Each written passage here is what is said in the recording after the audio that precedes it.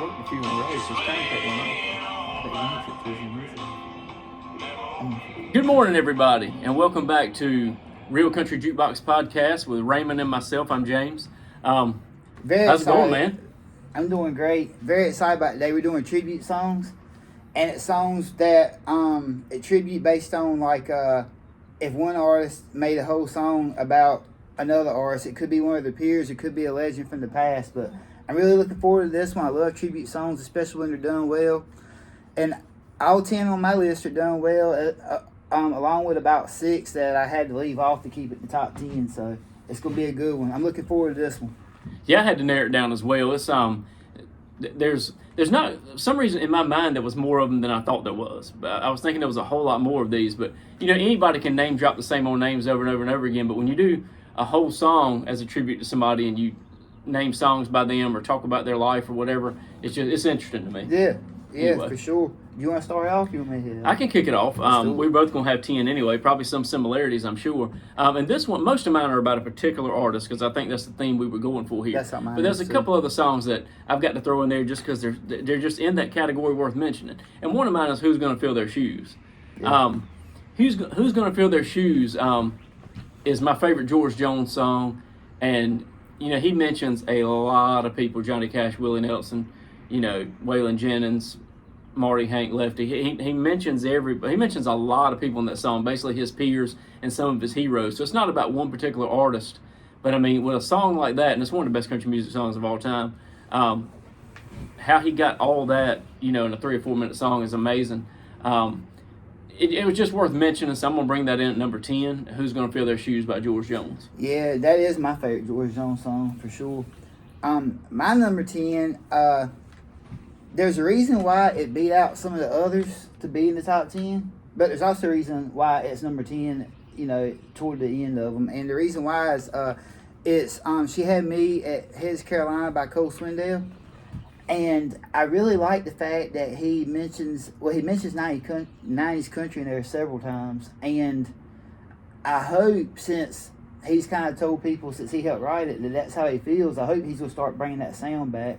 I hope so too. Yeah, and Cole Swindell is someone that I don't really never know what category to put him in because I don't know a lot of his music. But I do know I like the one about I Won't Waste the Drink on You or something. I've heard that. I do like that one. I don't know a whole lot of the stuff, but the She Had Me at His Carolina is pretty good. I do feel like it's very it's so similar to the other one that it's almost like it's the same song and just changed a couple words out. Yeah.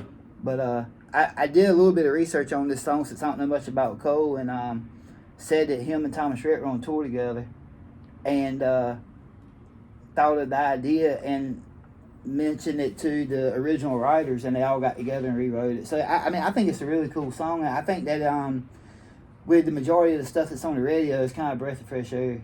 I agree. To hear a 90s sounding song. And another thing too, I can't drive this home enough because I love George Strait and I love Hank, but a lot of the people on my list are talking about George Strait and Hank, and it's nice to hear Jody Messina just come out of nowhere. Yeah, you're not name dropping because there's 3 or 4 names that get dropped all the time, and some of them are genuine. Yeah. But Jody Messina, even though she was a good sized name, she's not dropped all the time. So you can tell if somebody is kind of doing a tribute to her that they're doing it from the heart and they're actually a fan. And that was another cool thing too. I was listening to a Cole Swindell, can't really state it any more better than you did, but Cole Swindell, I was listening to an interview with him. I don't remember which show it was on, but he was saying how he also got Jody Messina's blessing. He contacted her, and obviously on one of the award shows, she came up there and sang like the last chorus or whatever with him. But anyway, yes, it's really well done and really cool. Yeah, that is a good one. Another one I've got, I'm gonna put this in at number 9, is Old Alabama by Brad Paisley. I love how, and a lot of these songs are going to be like this, but I love how somebody loves an artist so much they can, and it's creative too, how you can write a whole 3 or 4 minute song name-dropping song titles. And some of them will have 20, 25 song titles. And I don't know how, I get songwriting to a degree, not that I can do it, but I get songwriting to a degree, but when you can make a song, it's one thing to just name drop, okay, I'm going to name 20 George Strait songs, but it's another thing to take those 20 George Strait songs and make them fit. And I mean, a lot of these, not just Old Alabama by Brad Paisley, but a lot of these songs do that. And Brad Paisley, Old Alabama, he did that, and It even has some of the. It's just cool. If you're an Alabama fan or a Brad Paisley fan, you'll love that song. My favorite thing about that song, and I ain't taking nothing away from Brad, but when he talks about Barry White or whatever, and he was like, "If you really want to turn her on," and then each one of the band members sing a little bit. To me, that's the best part. Yeah, I forgot about that to part hear them actually. come into it. So Yeah. and I don't know if that's on the whole song or just on the music video, but I love that. Yeah. My number 9 is The Conversation by Hank Jr. and Waylon. Yeah. And when I think about that song, number 1, not only is it a good song, but number 2, Waylon says several times that Hank Sr. was like his idol. Yep. And obviously it's Hank Jr.'s, and those two wrote it together. And just to sing that song together, I couldn't imagine what that must be like for them, to just put the song together, from singing and the video and the writing and all that. Yeah. So Yeah, and another thing I'll add to that too, I'm not a big fan of songs that do more talking than they do singing, but of course they sing pretty much on the chorus of that song, but there's talking going on. But that one is one of the exceptions to the rule because the name of it's The Conversation, and it's basically sometimes you need to have, like, the conversation they're having needs to be an actual conversation versus a song. So yeah, I thought that was well done. Probably one of the first country music videos I ever saw in the 80s. But yeah, that was a really cool song. I love that song, man. And I'm going to kind of stay on that mode with this one right here, which as I get later into my countdown, it's going to be more songs about a particular artist. But and this one kind of is, but Are You Sure Hank Done It This Way? Waylon did that song, and to me, it's not only is it a tribute to Hank, but he kind of talks about the change in music too, and kind of it kills kind of 2 or 3 birds with one stone in that song, what he's trying to say. But I think that's a really good song. So I've got Are You Sure Hank Done It This Way by Waylon Jennings. And I think it's cool that was a tribute song, and in my opinion, Eric's was a tribute song to him, with a lot of boot left the field. Yep, it's like generation to generation. Yeah, where he was saying, I don't think Waylon did it this way. Right. My number 8 is The Ride by David Allan Coe. Yep. I feel like that's David Allan Coe's, which I'm a big fan, but I feel like that's his most popular song, and to my opinion, it's one of his better ones. I don't believe he wrote the song, but I love those songs that it's kind of like that and Midnight Montgomery or whatever. They're very similar about how it's almost like it kind of, in a way, it leaves the listener up to, like, did they really have that experience or did they not, or were they thinking about it? Yeah. When I listen to it, that's what I get from it anyway. So number 7 for me, I got Scotty McCreery this year had a song called Dang Straight that did the same thing, but it also talked about 2 different things within that song. And that song was written, I think, by Trent Tomlinson, but Scotty McCreery recorded it. And now Trent Tomlinson's an amazing songwriter too. He don't get his just due as far as his songwriting ability. He had some hits on radio too, but he's a really good songwriter. But he wrote that song for Scotty, and I think that song is definitely Scotty's biggest song to date. It spent 4 weeks at number 1. But it's kind of cool because you've all heard this song because it's one of the latest ones, but he's just going through a heartbreak and he wants to get the girl back and this, that, and the other. And I mean, he relates that song title to what's going on with his life, as well as, every time he hears a George Strait song, and he names titles too. Every time he hears a George Strait song, it relates. That's a really cool song. I know you want to add to that because I know you love that song too. Well, the thing about that song is it trips me out. You know how sometimes songs are written so well and so clever that sometimes it takes you a while to even pick up on stuff. Right. The narrative to I Can't Even Give It Away, talking about my heart. Yeah. And then relating it to the song, like I caught every single thing, and then like the third time I heard it, I was like, oh yeah, just give it away. Like right. I mean, the whole right. song is like that. I love songs like that too. Was that number 7 for you? Yeah, it was. And kudos to Trent for writing that song again, man. I mean, Scotty nailed it, and Scotty was. You never know who's going to get what song. I mean, it's hard to say this person should have got that song or that person, because who knows? But somebody can just make it theirs, and I think Scotty did. And I think Scotty, we've talked about before, is doing really, really good right now. I like the song selection he's got out now. I think he's doing better since he went independent. But again, Trent Tomlinson, kudos for him writing that song. Yeah, for sure. My number 7 is Just Playing Possum by Alan Jackson. That's another one of those that there's actually 2 kind of plays there. You got Just Playing Possum as in like obviously playing George Jones, but the cool thing is the description he's given is kind of like what possums will do when they're trying to be obsolete or whatever. Yeah. So I love that song. To me, it's one of his better. Like, I'm assuming non-radio. I never heard on the radio. No, man, I wish it had been. It should have been. It should have been, and that's another one too. That I think some of these songs depend on the day as to where I'd put them. Because there's some days that would be up into number 2 or 3. Yeah. It ain't gonna be number 1 because I have number 1. That's not that one. I know. And when I get to my top, I'm kind of the same way. When I get to my top, I've got 2 that I had to kind of wrestle with a little bit, I guess. Not really wrestle with, but I've got 2 that just stand out above all these other ones. Yeah. But yeah, as far as talking about that with Alan Jackson, though, writing that song, Just Playing Possum, and everything he did in it, it's kind of cool too. Like Chris Young said it best. Chris Young, and I think he was talking about over the last maybe 30 years, maybe not of all time, but Chris Young said that Alan Jackson, his exact words was that he was the quintessential songwriter in country music history. And I mean, that's a kind of a cool title too for somebody to be called, that big of a deal. But it's songs like that he writes that have double meanings and stuff that kind of put him in that spot. Yeah, Eric does it a lot. Riley Green does it sometimes. I love that where people kind of like can relate 2 different things into one song. Yeah, me too. Another one now, number 6. I've got Tim McGraw, Give It To Me Straight, while we're talking about George Strait. This is another one. It's early Tim McGraw. To me, it was pre-peak Tim McGraw. I think Tim McGraw peaked around that Everywhere, Place in the Sun album. But just before that, the All I Want album, I believe, is where... No, I'm sorry. Don't Take the album with Don't Take the Girl. What's the name of that album? Man alive. Any other time I could have thought of this.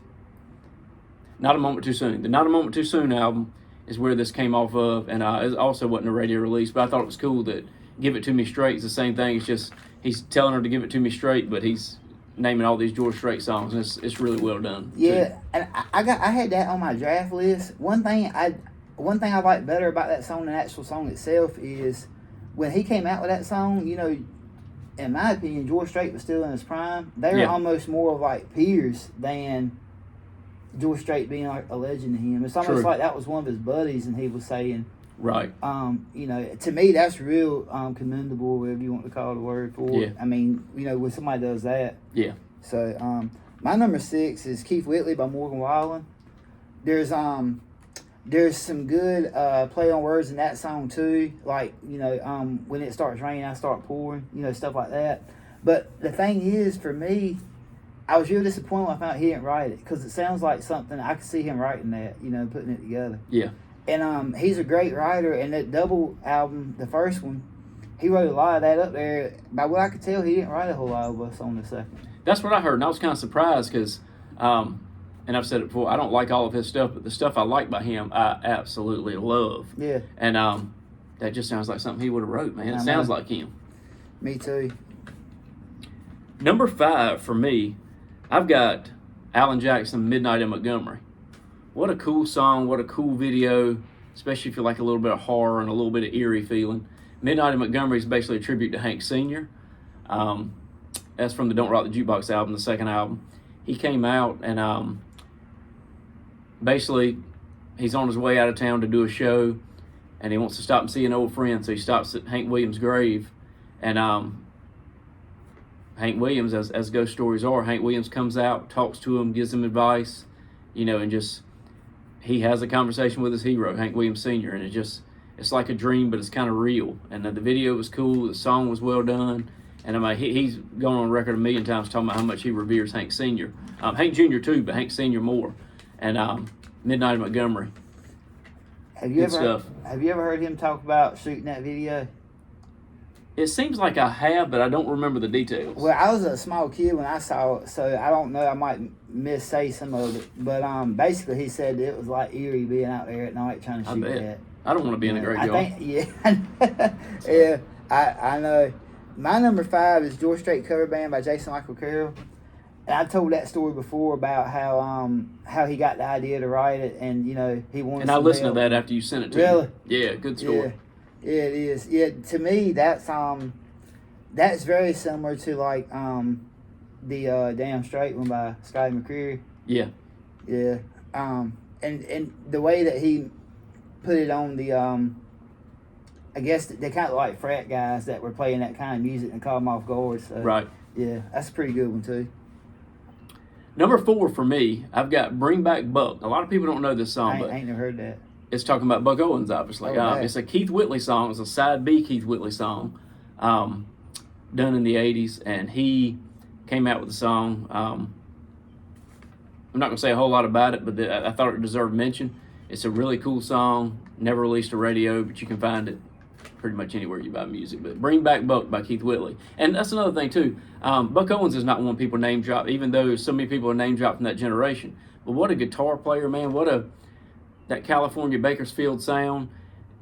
Nobody else sounds like Buck. And to me, that's what's missing in country music now, and I won't get off on that tangent, and I'm not knocking anybody that's doing it now, but there's not enough unique side to people. Like, when I hear somebody, I know that's who it is. When I hear that guitar riff, I know that's who it is. I know this guy wrote that song because you can tell by what he's talking about. Buck Owens is definitely one of those guys you can't ever say he won't unique. And obviously Keith Whitley loved him. Keith Whitley fits in that category too. But Keith Whitley, Bring Back Buck, I thought was good enough for a mention in the top 5.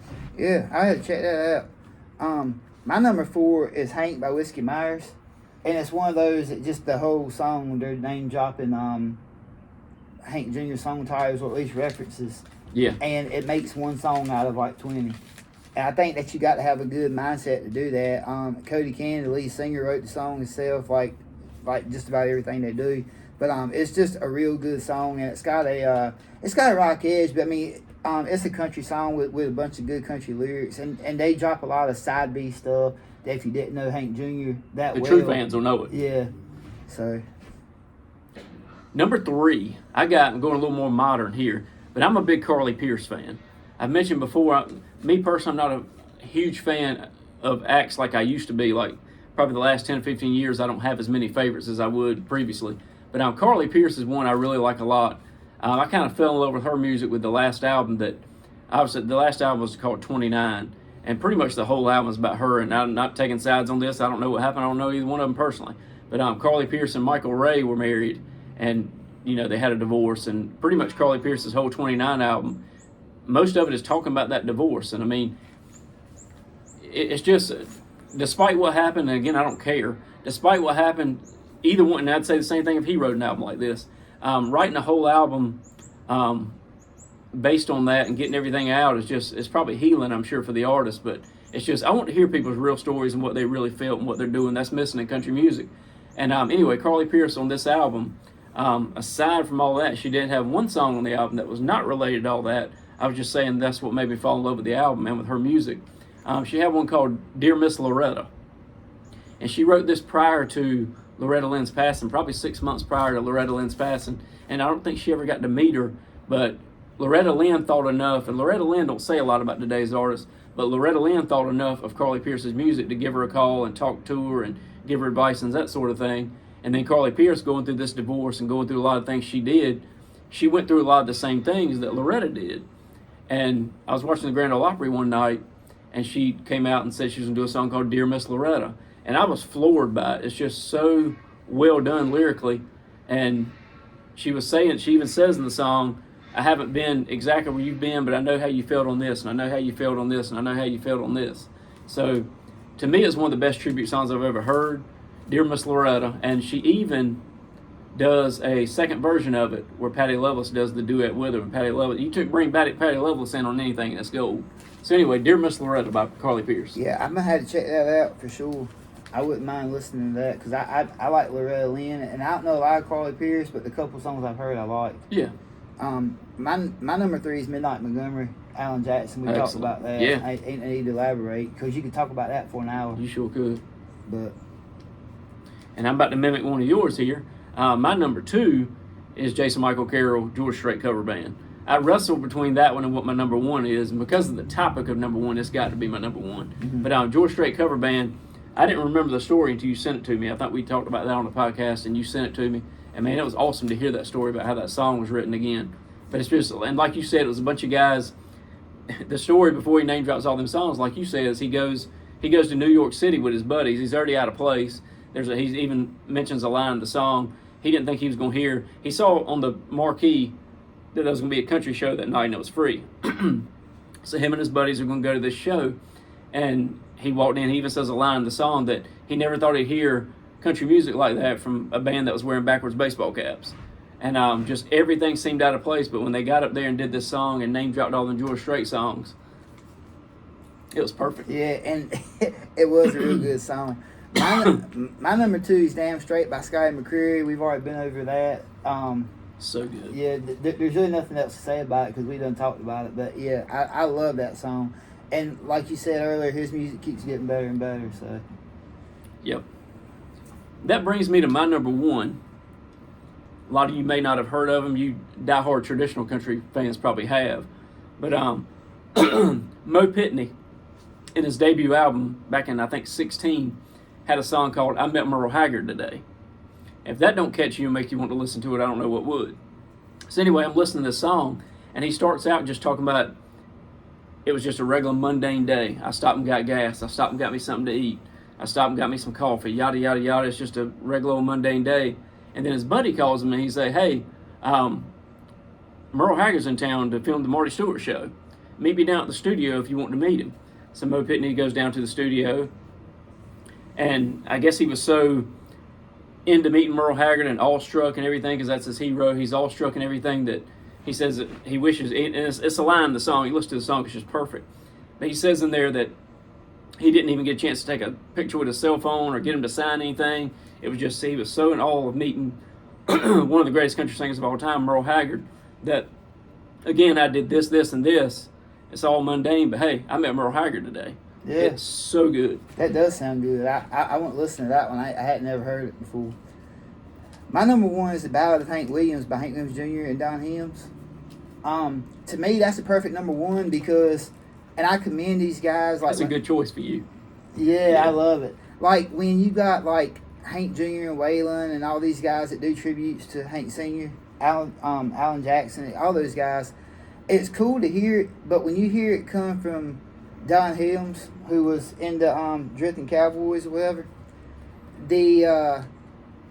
that's just a crazy story because in about 4 minutes, he talks about the ups and downs, the love-hate relationship he had with Hank Sr., the getting fired and rehired and fired again, and Hank blowing money on cars and women, and you know, and them being in a situation again. It's incredible to hear it coming from a friend, a band member, and then at the end he kind of goes into him and Hank Jr. like working for Hank Jr. and Hank Jr. firing him also. It's like back to round 1, back to square 1 or whatever.